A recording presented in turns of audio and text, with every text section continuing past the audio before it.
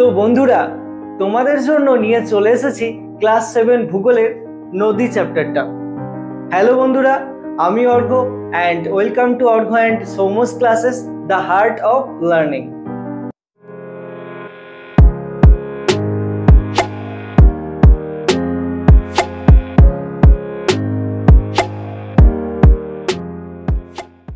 তো এই ভিডিওতে আমরা আলোচনা করব নদী চ্যাপ্টারটা নিয়ে।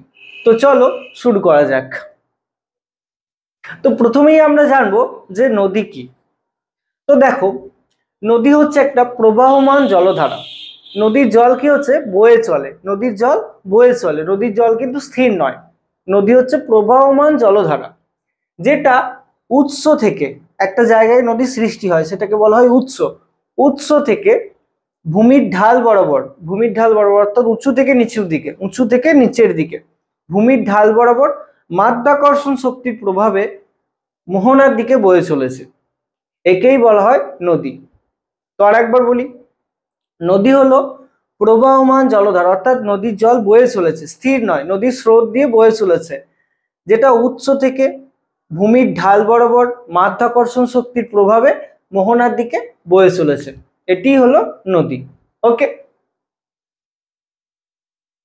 এবার আমরা জানবো নদীর উৎস সম্পর্কে। তো নদীর উৎস কি? নদী যেখান থেকে শুরু হয়, অর্থাৎ নদী যেখান থেকে উৎপত্তি হয়, নদী যেখান থেকে উৎপত্তি হয়। দেখো, এই নদীটা এই জায়গাটা থেকে উৎপত্তি হয়েছে, এই জায়গাটা থেকে এই নদীটা উৎপত্তি হয়েছে, তাহলে এই জায়গাটাই হচ্ছে এই নদীটার উৎস।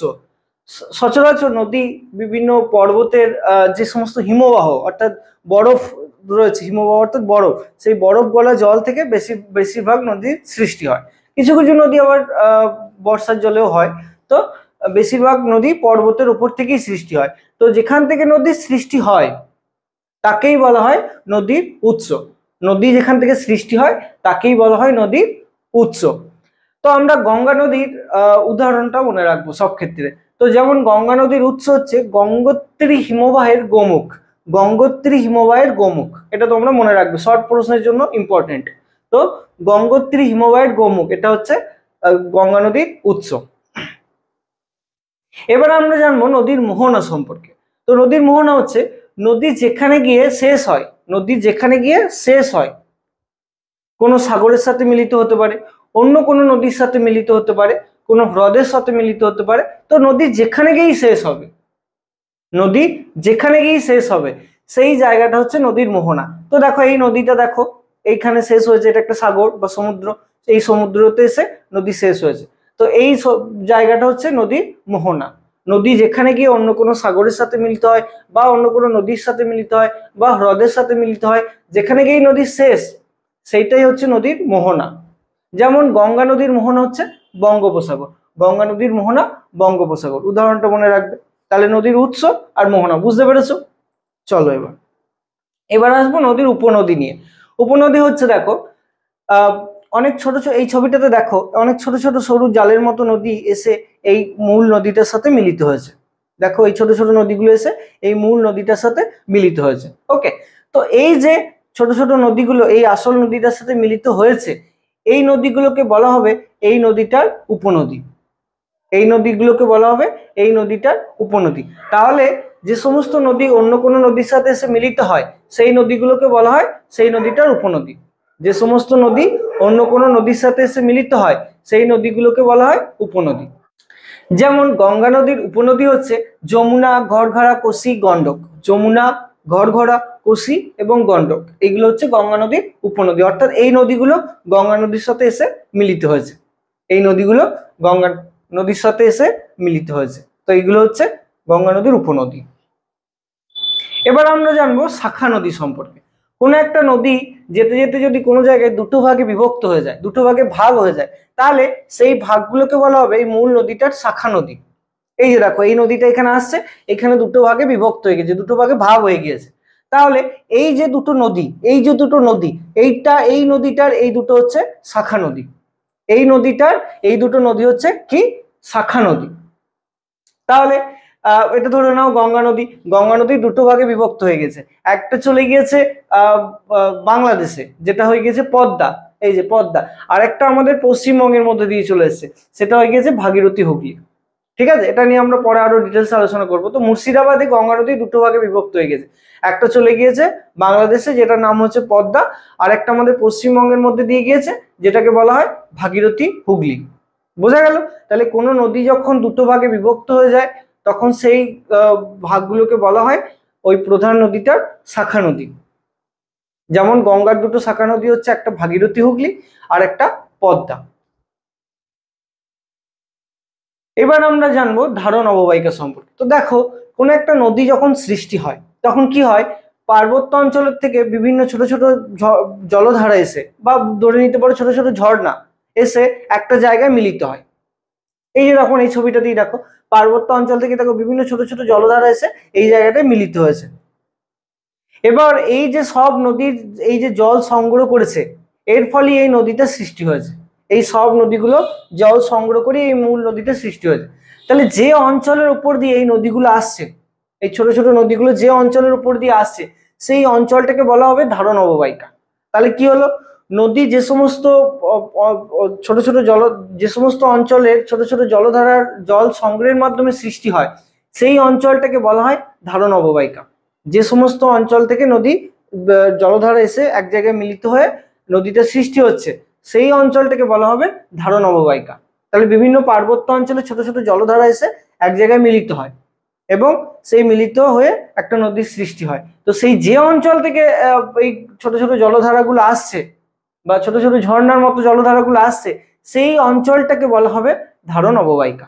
বোঝা গেল? তাহলে এই যে অঞ্চলটা দেখতে পাচ্ছ ছবিতে, এই অঞ্চলটাই হচ্ছে এই নদীটার ধারণ অববাহিকা। বোঝা গেল? এবার আসবো নদীর উপত্যকার অববাহিকা নিয়ে। তো দেখো, নদী যে খাতের মধ্যে দিয়ে প্রবাহিত হয়, নদীটা একটা খাতের মধ্যে দিয়ে প্রবাহিত হয়, খাত বা একটা খালের মধ্যে দিয়ে প্রবাহিত হয়, তাই না? নদীর যে একটা খাল আছে বা একটা খাত আছে, সেই খাতের মধ্যে দিয়ে নদীর জল যা প্রবাহিত হয়, তো সেই খাতটাকে বলা হবে নদীর উপত্যকা। কি? নদীর উপত্যকা। তাহলে নদী যে খাতের মধ্যে দিয়ে প্রবাহিত হয় তাকে বলা হয় নদীর উপত্যকা। তাহলে এই যে নদী এই খাতের মধ্যে দিয়ে প্রবাহিত হচ্ছে, এটা হচ্ছে নদীর কি? নদীর উপত্যকা। ওকে। আর নদী যে বিস্তীর্ণ অঞ্চলের মধ্যে দিয়ে প্রবাহিত হয়, নদী তার উপনদী এবং শাখা নদী সহ, নদী তার উপনদী এবং শাখা নদী সহ যে অঞ্চলের উপর দিয়ে দিয়ে যায়, যে অঞ্চলের মধ্যে দিয়ে দিয়ে যায়, সেই অঞ্চলটাকে বলা হবে নদীর অববাহিকা। নদী তার উপনদী এবং শাখা নদী সহ, মূল নদী, উপনদী এবং শাখা নদী সহ যে যে অঞ্চলের উপর দিয়ে যাবে, সেই আশেপাশের অঞ্চলটাকে বলা হবে নদীর অববাহিকা। বোঝা গেল? সেই অঞ্চলটাকে বলা হবে নদীর অববাহিকা। তো পৃথিবীর সব থেকে বৃহত্তম নদী অববাহিকা হচ্ছে আমাজন নদীর অববাহিকা। এই ছবিটা দেখতে পাচ্ছ, এটাই হচ্ছে আমাজন নদীর অববাহিকা। তো আমাজন নদীর অববাহিকাটা প্রচন্ড ঘন জঙ্গল, সেটা নিরক্ষীয় অঞ্চলে অবস্থিত এবং প্রচন্ড ঘন জঙ্গল, দেখতেই পাচ্ছ শুধু গাছই গাছ। তো এটা হচ্ছে পৃথিবীর বৃহত্তম নদী অববাহিকা, আমাজন নদীর অববাহিকা। মনে রাখবে, শর্ট প্রশ্নের জন্য ইম্পর্টেন্ট। আমাজন নদীর অববাহিকা পৃথিবীর বৃহত্তম নদী অববাহিকা। ওকে, বেশ। এইবার আসবো অন্তর্বাহিনী নদী নিয়ে। অন্তর্বাহিনী নদী হচ্ছে কোনো একটা নদী যদি কোনো একটা দেশের মধ্যে থেকে উৎপত্তি হয়, সেই দেশেই অন্য কোনো নদীতে বা সাগরে গিয়ে মিলিত হয়, তাকে বলা হবে অন্তর্বাহিনী নদী। মানে কোনো একটা দেশের মধ্যে সৃষ্টি হবে, সেই দেশের মধ্যেই থাকবে, দেশের বাইরে যাবে না। কোনো একটা দেশের মধ্যে সৃষ্টি হবে এবং সেই দেশেই অন্য কোনো নদীতে বা সাগরে গিয়ে মিলিত হবে, দেশের বাইরে যাবে না, সেই রকম নদীকে বলা হবে অন্তর্বাহিনী নদী। যেমন ভারতের একটা অন্তর্বাহিনী নদীর উদাহরণ হচ্ছে লুনি। লুনি নদী হচ্ছে ভারতের একটা অন্তর্বাহিনী নদীর উদাহরণ, শর্ট প্রশ্নের জন্য ইম্পর্টেন্ট। তো ভারতের একটা অন্তর্বাহিনী নদীর উদাহরণ লুনি, ঠিক আছে, যেটা রাজস্থানে অবস্থিত। ওকে, এইবার আসবো তাহলে তার বিপরীত, যে একাধিক দেশের মধ্যে দিয়ে যে নদী যায় তাকে কি বলা হবে? তাকে বলা হবে আন্তর্জাতিক নদী। যে নদী একটার বেশি দেশের মধ্যে দিয়ে যায়, একাধিক দেশের মধ্যে দিয়ে প্রবাহিত হয়, সেই সমস্ত নদীগুলোকে বলা হয় আন্তর্জাতিক নদী। যেমন ধরো ভারতের গঙ্গা। ভারতের গঙ্গা দেখো, এই গঙ্গোত্রী হিমবাহের মধ্যে থেকে সৃষ্টি হয়েছে, তারপরে ভারতের বিভিন্ন রাজ্যের মধ্যে দিয়ে গিয়ে বাংলাদেশে প্রবেশ করেছে, তাহলে দেখো ভারত এবং বাংলাদেশ দুটো দেশের মধ্যে দিয়ে গঙ্গা নদী প্রবাহিত হচ্ছে, তাহলে গঙ্গা নদীকে বলা যাবে আন্তর্জাতিক নদী। ঠিক আছে, গঙ্গা নদী ভারত এবং বাংলাদেশ দুটো দেশের মধ্যে দিয়ে প্রবাহিত হচ্ছে, তাহলে গঙ্গা নদী হচ্ছে আন্তর্জাতিক নদী। উদাহরণ দিয়েছি কি, দেখো সিন্ধু, গঙ্গা, ব্রহ্মপুত্র, এগুলো সবই একাধিক দেশের মধ্যে দিয়ে যায়, একের বেশি দেশের মধ্যে দিয়ে প্রবাহিত হয়। তাহলে যে সমস্ত নদী একের বেশি বা অধিক দেশের মধ্যে দিয়ে যায়, প্রবাহিত হয়, সেই সমস্ত নদীগুলোকে বলা হয় আন্তর্জাতিক নদী, যেমন সিন্ধু, গঙ্গা, ব্রহ্মপুত্র। ওকে, এবার আলোচনা করব নিত্যবহ নদী সম্পর্কে। তো নিত্যবহ নদী হচ্ছে যে সমস্ত নদীতে সারা বছর জল থাকে, যে সমস্ত নদীতে সারা বছর জল থাকে এবং যে সমস্ত নদীগুলো বরফ গলা জল থেকে সৃষ্টি হয়, সেই সমস্ত নদীগুলোকে বলা হয় নিত্যবহ নদী। দেখো, পর্বতের বরফ গলে যে সমস্ত নদী সৃষ্টি হয়, বরফ সারা বছরই থাকছে, তাহলে সেই বরফ গলা জলের নদীগুলোর জলও সারা বছর থাকছে। তাহলে সেই সমস্ত নদী, বরফ গলা জলের মাধ্যমে যে সমস্ত নদীর সৃষ্টি হয় এবং সারা বছর জল থাকে, সেইগুলোকে বলা হয় নিত্যবহ নদী। নিত্য মানে প্রতিদিন, আর বহ মানে বয়ে চলেছে, মানে প্রতিদিন যে সমস্ত নদী বয়ে চলেছে, সারা বছর ধরে বয়ে চলেছে, সেইগুলোকেই বলা হচ্ছে নিত্যবহ। তাহলে যে সমস্ত নদীতে সারা বছর জল থাকে এবং যেগুলো বরফ গলা জল থেকে সৃষ্টি হয়, সেই সমস্ত নদীগুলোকে বলা হয় নিত্যবহ নদী। যেমন সিন্ধু, গঙ্গা, ব্রহ্মপুত্র। গঙ্গা নদীর সৃষ্টি হচ্ছে গঙ্গোত্রী হিমবাহের গোমুখ, হিমবাহ অর্থাৎ বরফ গলা জল থেকে সৃষ্টি হয়েছে, সেই জন্য গঙ্গা নদীতে সারা বছর জল থাকে। বোঝা গেল? তাহলে যে সমস্ত নদীতে সারা বছর জল থাকে এবং বরফ গলা জল থেকে সৃষ্টি হয়, সেই সমস্ত নদীগুলোকে বলা হয় নিত্যবহ নদী। এবার আসি অনিত্যবহ নদী থেকে, যে সমস্ত নদীগুলোতে সারা বছর জল থাকে না, সারা বছর জল থাকে না, যেগুলো বৃষ্টির জলের মাধ্যমে পুষ্ট হয়, বৃষ্টির জলের মাধ্যমে যে সমস্ত নদীগুলোতে জল পায়, সেই সমস্ত নদীগুলোকে অনিত্যবহ নদী বলে। বছরের সারা বাকি সময়গুলোতে তেমন জল থাকে না, শুধুমাত্র বর্ষাকালে বৃষ্টির জলের মাধ্যমেই এই নদীগুলো পুষ্ট হয়। তো বর্ষার বৃষ্টির জলের মাধ্যমে পুষ্ট এবং সারা বছর জল থাকে না, এই রকম নদীকে বলা হয় অনিত্যবহ নদী। শুধুমাত্র বর্ষার সময়ই জল থাকে এবং তখন আবার অনেক বেশি জল থাকে, অনেক অনেক সময় বন্যাও হয়ে যায়। যেমন অজয়, দামোদর, ময়ূরাক্ষী। অজয় নদীতে যেমন প্রায় বন্যা হয় তো বর্ষাকালে। তো এই নদীগুলোই হচ্ছে অনিত্যবহ নদী, সারা বছর জল থাকে না, বর্ষার সময় বৃষ্টির মাধ্যমে এই নদীগুলো জল তখন দেখা যায়। তো এগুলো অনিত্যবহ নদী, উদাহরণ অজয়, দামোদর, ময়ূরাক্ষী। ওকে,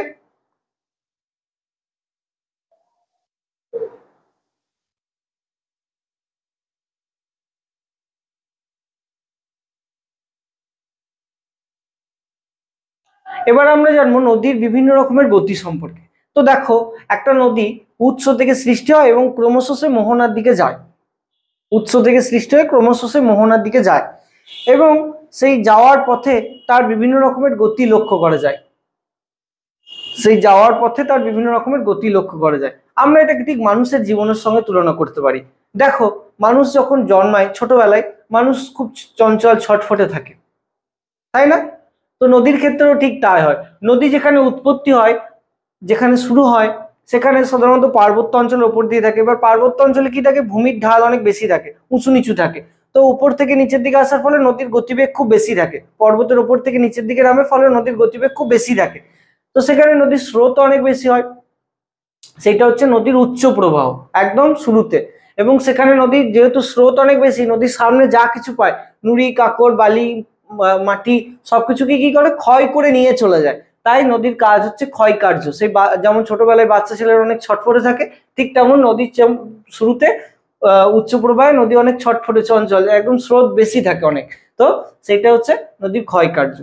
আবার মানুষ যখন একটু বড় হয়, মাঝামাঝি বয়সের দিকে চলে আসে, তখন মানুষের চঞ্চলতা অনেক কমে যায়, তখন মানুষ অনেক শান্ত, ধীর স্থির হয়ে যায়। ঠিক তেমনি নদী যখন সব উচ্চ প্রবাহ থেকে মানে পার্বত্য অঞ্চল থেকে সমভূমিতে নেমে আসে, উপর থেকে যখন সমভূমিতে নেমে আসে, সমান অঞ্চলে নেমে আসে, তখন নদীর গতিবেগ অনেকটা কমে যায়, নদীর গতিবেগ অনেকটা কমে যায়। সেটা হচ্ছে নদীর মধ্য প্রবাহ। এবং নদী সেখানে বহন করে, যেগুলো ক্ষয় করে নিয়ে আসে সেগুলোকে বহন করে এবং কিছু কিছু ক্ষেত্রে সঞ্চয়ও করে, সেগুলোকে সঞ্চয়ও করে। তাহলে নদীর মাঝামাঝি জায়গায়, মানে পার্বত্য অঞ্চল থেকে নামার পর নদীর মধ্য প্রবাহ শুরু হয় এবং সেখানে কাজ হচ্ছে বহন কাজ এবং সঞ্চয় কাজ। আবার এবার আসি মানুষের জীবনের একদম শেষ সময়ে, যখন মানুষ বয়স্ক হয়ে যায়, বুড়ো হয়ে যায়, তখন মানুষের আর কাজ করার ক্ষমতা থাকে না, মানুষ হাঁটতে চলতে সেরকম ভাবে পারে না।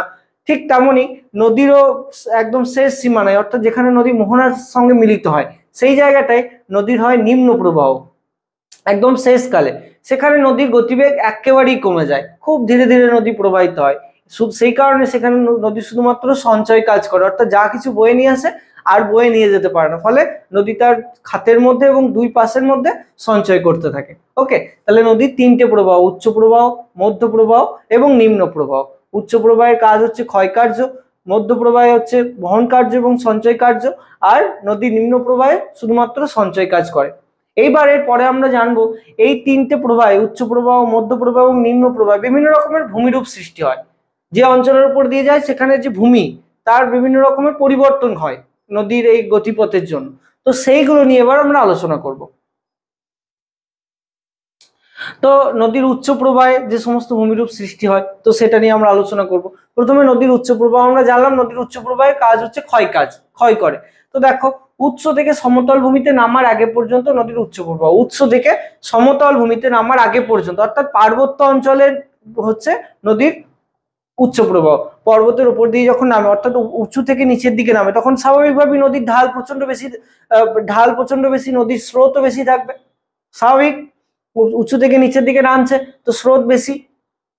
তো উৎস থেকে সমতল ভূমিতে নামার আগে পর্যন্ত নদীর উচ্চ প্রবাহ। উচ্চ প্রবাহে নদীর প্রধান কাজ ক্ষয় কাজ, আমরা আগেই পড়লাম। গঙ্গা নদীর উচ্চ প্রবাহ গোমুখ থেকে হরিদ্বার পর্যন্ত। গঙ্গা নদীর উদাহরণটা আমরা ভালো করে মনে রাখবো। গঙ্গা নদীর উচ্চ প্রবাহ গোমুখ থেকে হরিদ্বার, গোমুখ থেকে হরিদ্বার পর্যন্ত, ঠিক আছে, গোমুখ থেকে হরিদ্বার পর্যন্ত মনে রাখবে।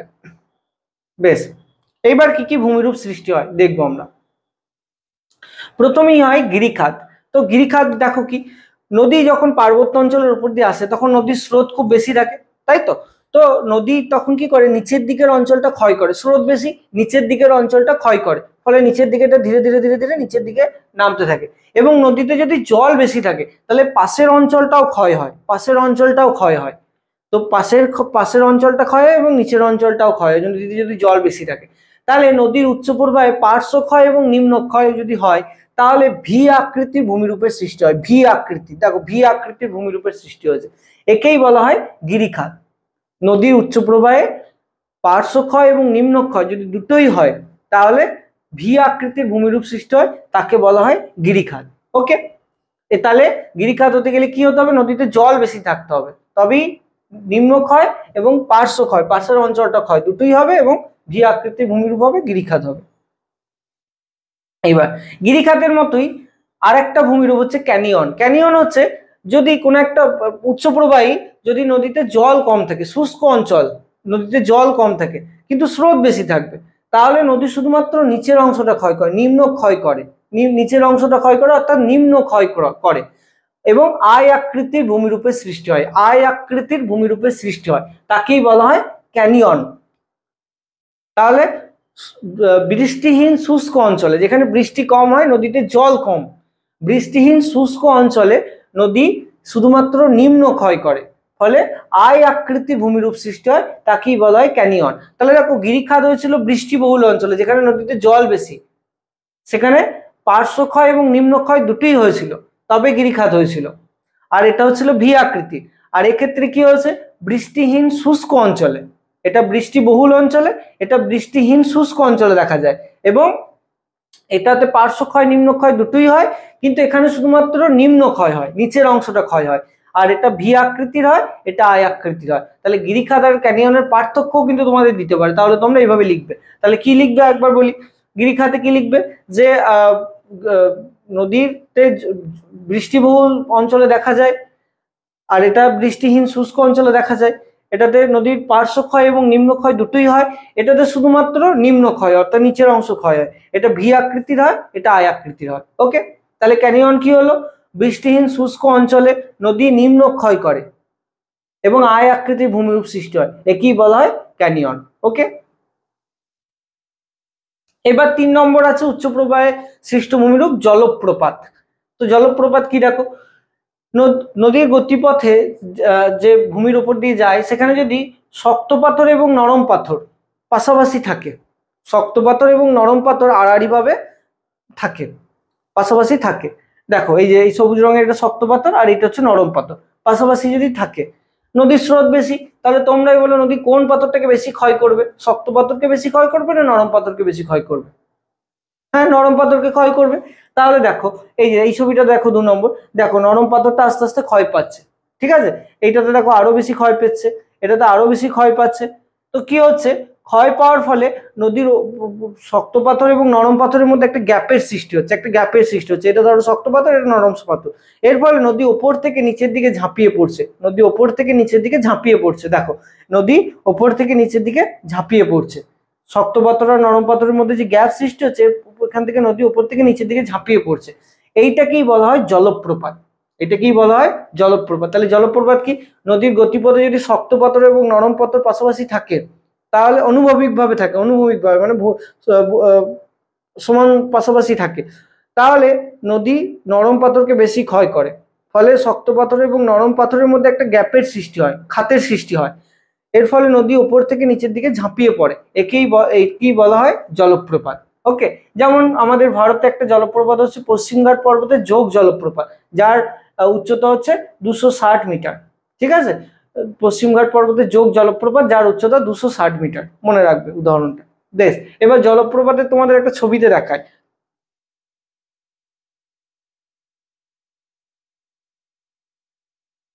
তো দেখো এইখানে এই যে নদীর জল, এটা শক্ত পাথর, উঁচু অঞ্চল, ঠিক আছে, এখান থেকে দেখো জল এই যে নিচের খাতের দিকে দেখো ঝাঁপিয়ে পড়ছে, উপর থেকে নিচের দিকে জল ঝাঁপিয়ে পড়ছে, এগুলো ধোঁয়ার মতো লাগছে, এগুলো কিন্তু ধোঁয়া নয়, নিচের দিকে এত জোরে জল পড়ছে যে ধোঁয়ার মতো এগুলো মনে হচ্ছে উঠছে।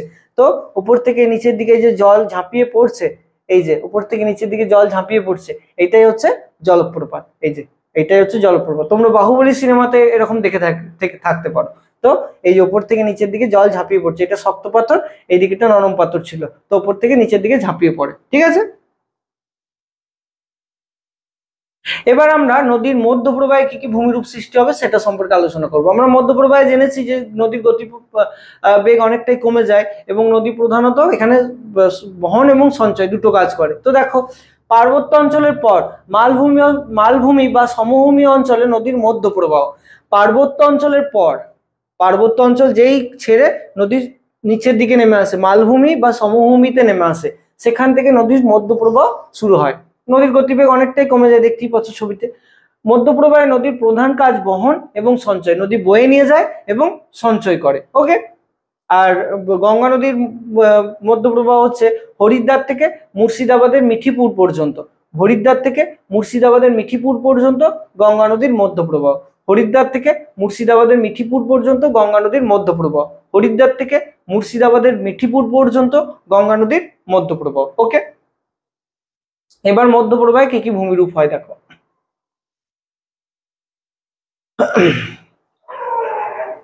এক নম্বর হচ্ছে মিয়েন্ডার। তো স্বাভাবিকভাবে মধ্যপ্রবাহ মানে উচ্চ অঞ্চল থেকে সমভূমিতে চলে আসে নদী, সমভূমিতে আসার পরেই নদীর গতিবেগ হঠাৎ অনেকটা কমে যায়। তো নদী কি করে, খুব আঁকা বাঁকা পথে প্রবাহিত হয়, খুব আঁকা বাঁকা পথে প্রবাহিত হয়, একবারে সাপের মতো এঁকে বেঁকে যায়। তো সেই আঁকা বাঁকা পথে প্রবাহিত নদীকেই বলা হয় মিয়েন্ডার, আঁকা বাঁকা পথে প্রবাহিত নদীকেই বলা হয় মিয়েন্ডার। ওকে, তো এই যে নদী খুব এঁকে বেঁকে যাচ্ছে, ছবিতে তোমরা দেখতেই পাচ্ছ, একে বলা হয় মিয়েন্ডার। 2 নম্বর যে ভূমিরূপটা হয় মধ্যপ্রবাহে সেটা হচ্ছে অশ্বক্ষুরাকৃতি হ্রদ। এই মিয়েন্ডার থেকে অশ্বক্ষুরাকৃতি হ্রদ হয়। দেখো আমি ধরে নিচ্ছি এই বাঁকটা, ঠিক আছে, এই নদী বাঁকটা বাঁকতে বাঁকতে যখন প্রচুর বেঁকে যাবে, তখন দেখো এই অঞ্চলটার এই অংশটা, নদীর এই অংশটা একসাথে মিলিত হয়ে যাবে, এই দুটো একসাথে মিলিত হয়ে যাবে এবং নদীটা তখন সোজা পথে প্রবাহিত হবে, এই দুটো এক জায়গায় মিলিত হয়ে যাবে, দেখতে দেখতে দেখতে দেখতে এক সময় হবে কি, এটা এই দুটো এক জায়গায় মিলিত হয়ে যাবে এবং নদীটা সোজা পথে প্রবাহিত হবে, এই এত দেখতে পারবে না, সোজা পথে প্রবাহিত হবে এবং এই যে এই বাঁকা অংশটা, এটা একটা আলাদা হ্রদের মতো অবস্থান করবে। এই ছবিটাতে দেখো, এ দেখো নদীর বাঁক বাড়ছে, এইটাতে এক বাঁক আছে, এটাতে বাড়লো, বাঁকতে বাঁকতে কি হলো, এই দুটো অংশ এক জায়গায় মিলিত হয়ে গেল, এ দেখো এই দুটো অংশ এক জায়গায় মিলিত হলো, তো নদীটা সোজা পথে প্রবাহিত হতে লাগলো, দেখো সোজা পথে প্রবাহিত হতে লাগলো, আর বাঁকটা একটা ঘোড়ার খুরের মতো পাশে একটা হ্রদ হিসেবে অবস্থান করলো, বদ্ধ জলা হিসেবে পাশে একটা ঘোড়ার খুরের মতো অবস্থান করলো। তো এই যে ঘোড়ার খুরের মতো অবস্থান করছে, এইটা কি বলা হচ্ছে অশ্বক্ষুরাকৃতি হ্রদ, এটা এই মধ্যপ্রবাহের সৃষ্টি হয়। বোঝা গেল? তাহলে কি হলো, নদী বাঁকতে বাঁকতে বাঁকের দুটো অংশ একসঙ্গে মিলিত হয়ে গেল, বাঁকা পথে প্রবাহিত না হতে পেরে একসঙ্গে মিলিত হয়ে গেল, ফলে যে একটা ঘোড়া খুরের মতো হ্রদের সৃষ্টি হলো, তাকে বলা হচ্ছে অশ্বক্ষুরাকৃতি হ্রদ। ঠিক আছে, তাহলে মধ্য প্রবাহে মিয়েন্ডার সৃষ্টি হয় আর অশ্বক্ষুরাকৃতি হ্রদ সৃষ্টি হয়। এবার আমরা যাব নিম্ন প্রবাহে। তো নিম্ন প্রবাহ একদম নদীর শেষকালে, একদম যেখানে মোহনার সাথে মিলিত হয়, নদীর গতিবেগ খুবই কমে যায় এবং নদী শুধুমাত্র সঞ্চয় কাজ করে। তো দেখো, উচ্চ মধ্য প্রবাহের পর অত্যন্ত মৃদু ভূমিঢালের ওপর দিয়ে, অত্যন্ত মৃদু ভূমিঢালের মানে একদম সমান অঞ্চল, মানে ভূমির ঢাল নেই বললেই চলে, একদম সমান অঞ্চল। তাহলে নদী যদি ধরো অঞ্চল কোনো সমভূমি বা সমান থাকে ভূমিটা, তাহলে নদীর গতিবেগ থাকবে না। উঁচু থেকে নিচু থাকলে তবেই তো জল যাবে বেশি স্পিডে। তো ভূমির ঢাল যদি খুব কম থাকে, অর্থাৎ সমতল থাকে, তাহলে নদী এঁকে বেঁকে মোহনা পর্যন্ত প্রবাহিত হয়। নদী মোহনা পর্যন্ত এঁকে বেঁকে প্রবাহিত হয়, এটাই নদী নিম্ন প্রবাহ। অর্থাৎ একদম নদী মোহনার কাছে যেখানে মিলিত হয় সেই জায়গাটা দেখতেই পাচ্ছ ছবিতে, নদীর গতিবেগ খুবই কম, তাই না? তো সেখানে নিম্ন প্রবাহে নদীর প্রধান কাজ সঞ্চয়, শুধুমাত্র নদী সঞ্চয় কাজ করে, নদী শুধুমাত্র সঞ্চয় কাজ করে। অর্থাৎ নদীর গতিবেগ খুব কমে যাওয়ায় নদী আর যা কিছু বয়ে নিয়ে আসে সেগুলো আর নিয়ে যেতে পারে না, ফলে নদী তার খাতের মধ্যে দুই পাশে সঞ্চয় করতে থাকে। গঙ্গা নদীর নিম্ন প্রবাহ হচ্ছে মুর্শিদাবাদের মিঠিপুর থেকে বঙ্গোপসাগর পর্যন্ত গঙ্গা নদীর নিম্ন প্রবাহ। মুর্শিদাবাদের মিঠিপুর থেকে বঙ্গোপসাগর পর্যন্ত গঙ্গা নদীর নিম্ন প্রবাহ। মুর্শিদাবাদের মিঠিপুর থেকে বঙ্গোপসাগর পর্যন্ত গঙ্গা নদীর নিম্ন প্রবাহ। গঙ্গা নদীর উচ্চ প্রবাহ, মধ্য প্রবাহ এবং নিম্ন প্রবাহ, এগুলো তোমরা মনে রাখবে ভালো করে। ওকে, এবার চলো, এবার আমরা গঙ্গা নদীর নিম্ন প্রবাহে কি কি ভূমিরূপ সৃষ্টি হয় সে সম্পর্কে একটু জানবো। দেখো, 1 নম্বর হয় প্লাবন ভূমি। তো প্লাবন ভূমি কি? দেখো, নদী যেহেতু গতিবেগ খুব কম হয়, তাই নদী তার খাতের মধ্যে এবং দুই পাশে পলি বালি কাদা এসব জমা করে। নদী তার খাতের মধ্যে এবং দুই পাশে পলি বালি কাদা এসব জমা করে, ফলে কি হয়, নদীর খাতটা খুব সংকীর্ণ বা ছোট হয়ে যায়। নদীতে জল বেশি যাওয়ার মতো আর পথ থাকে না, খুব খালটা খুব ছোট হয়ে যায়। নদীর যে খাল, সেই খালের মধ্যে পলি বালি কাদা জমা হয়ে খালটা খুব সরু হয়ে যায়, ছোট হয়ে যায়। ফলে এমনি সময় জল গেলেও বর্ষার সময় যখন বৃষ্টি হয়, অতিরিক্ত জল নদীর খাতের মধ্যে দিয়ে যেতে পারে না, ফলে দুই কূলে ছাপিয়ে পড়ে, বন্যা হয়। দুই কূলে ছাপিয়ে বন্যা হয়। এবার যখন বন্যা হয়, তখন শুধু তো আর জলই ছাপিয়ে পড়ে না, জলের সাথে বালি পলি কাদা পাথর সবকিছুই নদীর দুই উপকূলে বা দুই পাশে ছড়িয়ে পড়ে। এবং এইভাবে বন্যা হওয়ার ফলে নদীর এই যে দুই তীরের অঞ্চল, এই অঞ্চলে পলি জমে জমে উচ্চতা বৃদ্ধি পায়, নতুন একটা ভূমিরূপের সৃষ্টি হয়। সেই ভূমিরূপটা কি বলা হয়? প্লাবন ভূমি। দেখো এই ছবিতে দেখতে পাচ্ছ, এই অঞ্চলে বন্যা হওয়ার ফলে এই যে পাশে দেখো, এটা হয়তো নদী ছিল একসময়, কিন্তু এই অঞ্চলটাই পলি জমে জমে নতুন একটা ভূমির সৃষ্টি হচ্ছে, যেটাকে বলা হয় প্লাবন ভূমি। ওকে, তাহলে নদী নিম্ন প্রবাহে নদীর খাতের মধ্যে পলি বালি কাদা জমা করার ফলে নদী খাত সংকীর্ণ হয়ে যায়, বর্ষার সময় অতিরিক্ত জল ছাপিয়ে বন্যার সৃষ্টি হয় এবং বন্যার সাথে সাথে পাশের অঞ্চলে পলি কাদা বা ইত্যাদি জমা হয়ে প্লাবন ভূমির সৃষ্টি হয়। ওকে, আর একটা ভূমিরূপের সৃষ্টি হয়, সেটা হচ্ছে বদ্বীপ। তো দেখো, নদী যেখানে একদম মোহনার কাছে সাগরের সাথে মিলিত হয়, সেখানে কি হয়, নদীর গতিবেগ খুবই কমে যায়, তাই তো? নদীর গতিবেগ খুবই কমে যায়, ফলে কি হয়, নদী তার সেই বয়ে আনা পলি বালি কাদা দুই পাশে জমা করতে থাকে এবং অনেক সময় বাংলার মাত্রাহীন বয়ের মতো বা গ্রিক অক্ষর ডেল্টার মতো, বাংলার মাত্রাহীন বয়ের মতো বা গ্রিক অক্ষর ডেল্টার মতো একটা ভূমিরূপের সৃষ্টি হয়। দেখো এই ছবিটাতে দেখো, অনেকটা বয়ের মতো, মাত্রাহীন বয়ের মতো ভূমিরূপের সৃষ্টি হয়েছে। তো এইটাই হচ্ছে বদ্বীপ। তাহলে নদী তার মোহনার কাছে গতিবেগ একেবারেই কমে যায়, ফলে বয়ে আনা পলি বালি কাদা সবকিছু জমা করে, ফলে সেখানে বিভিন্ন রকমের দ্বীপের সৃষ্টি হয়। বাংলার মাত্রাহীন বয়ের মতো বা গ্রিক অক্ষর ডেল্টার মতো যে সমস্ত দ্বীপগুলোর সৃষ্টি হয়, সেগুলোকে বলা হয় বদ্বীপ। যেমন আমাদের ভারতের মধ্যে আছে গঙ্গা এবং ব্রহ্মপুত্র নদীর বদ্বীপ, পৃথিবীর মধ্যে সব থেকে বৃহত্তম নদী বদ্বীপ। গঙ্গা এবং ব্রহ্মপুত্র নদীর বদ্বীপ পৃথিবীর মধ্যে সব থেকে বৃহত্তম বদ্বীপ, মনে রাখবে। তাহলে নিম্ন প্রবাহে প্লাবন ভূমি এবং বদ্বীপ এই দুটোই সৃষ্টি হয়। ওকে, তাহলে আমরা উচ্চ প্রবাহে সৃষ্ট বিভিন্ন ভূমিরূপ, মধ্য প্রবাহে সৃষ্ট ভূমিরূপ এবং নিম্ন প্রবাহে সৃষ্ট ভূমিরূপ সম্পর্কে জানলাম। উচ্চ প্রবাহে কি কি সৃষ্টি হলো? গিরিখাত, ক্যানিয়ন এবং জলপ্রপাত। মধ্য প্রবাহে কি কি সৃষ্টি হলো? মিয়েন্ডার এবং অশ্বক্ষুরাকৃতি হ্রদ। আর নিম্ন প্রবাহে কি কি সৃষ্টি হলো? প্লাবন ভূমি আর বদ্বীপ। ওকে, তো এগুলো একটু ভালো করে মনে রাখবে। এবার নদীর সঙ্গে মানুষের জীবনের খুব গভীর সম্পর্ক রয়েছে। তোমরা যদি প্রাচীনকালে যাও, ইতিহাস দেখো, তাহলে দেখবে বেশিরভাগ সভ্যতাই নদীর ধারে তো সৃষ্টি হয়েছিল, কারণ নদী মানুষের জীবনকে অনেকভাবে প্রভাবিত করে, নদী মানুষের জীবনকে অনেকভাবে উপকৃত করে। কি কি দেখো, নদীর জল চাষবাসের কাজে ব্যবহার করা যেতে পারে, চাষবাস হয় খুব ভালো নদীর জল, বা নদীর ধারের উর্বর পলি মাটিতে চাষবাস খুব ভালো হয়। নদীতে মাছ ধরা হয়, নদীর মাধ্যমে যাতায়াত করা হয় এক জায়গা থেকে এক জায়গায়, পরিবহন যাতায়াত করা হয়। তারপরে নদীর যে পলি মাটি সেগুলো বিভিন্ন মাটির শিল্প তৈরি করতে, মৃৎশিল্পীরা মাটির বিভিন্ন কাজকর্ম করে, শিল্প তৈরি করে। নদীর ধারে বিভিন্ন শহর গড়ে ওঠে, সুন্দর সুন্দর শহর গড়ে ওঠে, ব্যবসা বাণিজ্য ভালো হয় নদীর তীরে। তো এই সমস্ত বিভিন্ন কাজকর্ম নদী আমাদের মানুষের জীবনকে প্রভাবিত করে, বা নদী আমাদেরকে উপকার করে। ঠিক আছে, তো এই হচ্ছে নদী চ্যাপ্টারের বিষয়বস্তু এই পর্যন্তই। আর নদী থেকে আমরা আমাদের জীবনেরও দুটো খুব ভালো শিক্ষা পেতে পারি। কি কি? এক নম্বর হচ্ছে, দেখো, নদী কিন্তু কখনোই থেমে যায় না। নদী তার উৎস থেকে একদম মোহনা পর্যন্ত কিন্তু কোথাও থামে না। দেখো, নদী চলার পথে যতই বাধা আসুক, যদি তার ক্ষমতা বেশি থাকে, যেখানে স্রোত বেশি, সে সবকিছুকে ভেঙে নিয়ে এগিয়ে যায়। আবার নদীর যেখানে স্রোত কমে যায়, সেখানেও কিন্তু নদী থেমে যায় না। সামনে বাধা পেলে, ভাঙতে না পারলে রাস্তা বেঁকিয়ে পাশ দিয়ে চলে যায়। তাহলে নদী কিন্তু চলার পথে কোথাও থেমে যায় না। তাই আমাদেরও জীবনের ক্ষেত্রে যদি আমরা কোনো বাধা পাই বা কোনো রকমের কোনো প্রবলেম আসে, আমাদের থেমে গেলে চলবে না, আমাদের সামনের দিকে এগিয়ে যেতে হবে। আর একটা জিনিস, নদী কখনো পিছনের দিকে তাকায় না। আমাদের হয়তো পিছনে বা আগে অনেক কিছু ভুল ত্রুটি হতে পারে, কোনো কাজ ঠিক মতো করা না হতে পারে, তো আমরা অনেক সময় ভাবি যে এটা হলে ভালো হতো, ওটা বললে ভালো হতো, কিন্তু সেটা করে কিন্তু আমরা সেইটাকে আর ফিরে পেতে পারবো না। তাই সামনের দিকে এগিয়ে যাওয়াটাই সব থেকে ভালো। তাই নদীর মতো আমাদেরও পিছনের দিকে তাকালে হবে না, সামনের দিকেই এগিয়ে যেতে হবে। তো নদীর কাছ থেকে এই দুটো শিক্ষা আমরা পাই। আমরা চাইলে এই দুটো শিক্ষাকে কাজে লাগিয়ে জীবনে অনেক এগিয়ে যেতে পারি। কি, তাই তো? তো এই ভিডিওতে এই পর্যন্তই। ভিডিওটা কেমন লাগলো নিচে অবশ্যই কমেন্ট করে জানিও। তোমাদের কমেন্টগুলো আমাদের অনেক মোটিভেট করে।